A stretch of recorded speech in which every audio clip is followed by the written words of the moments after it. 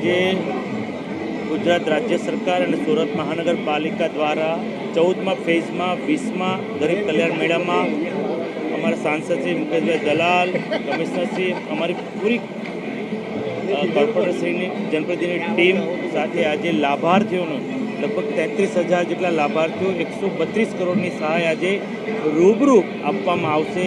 પહેલાંના સમયમાં વચેટિયાના હિસાબે પબ્લિક હેરાન થતી હતી. 2009-10માં ત્યારના મુખ્યમંત્રી અને આજના વડાપ્રધાન શ્રી નરેન્દ્રભાઈ મોદી સાહેબના આ બીજ રોપ્યું તો આજે વટવૃક્ષ થઈ ગયું છે અને લોકોને જે હાલાકી ભોગવવી પડતી હતી એ હવે નથી ભોગવવી પડતી.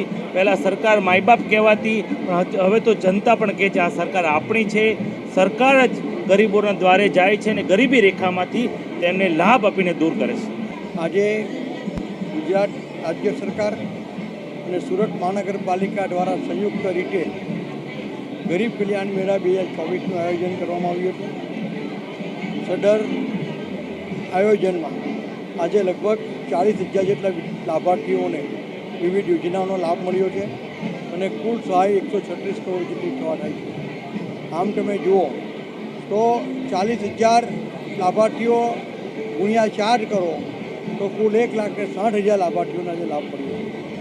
2009-10થી આદરણીય વડાપ્રધાન મોદી સાહેબ તત્કાલીન જ્યારે મુખ્યમંત્રી હતા ત્યારથી શરૂ કરવામાં આવેલી ગરીબ કલ્યાણ મેળાની આ યોજનાઓ આજે રંગ લાવી રહી છે અને લાખો ગરીબો આજે ગરીબોની રેખાની ઉપર આવ્યા છે અને આ યોજના ખૂબ સફળ રીતે સમગ્ર રાજ્યમાં સુરત મહાનગરમાં ચાલી રહી છે.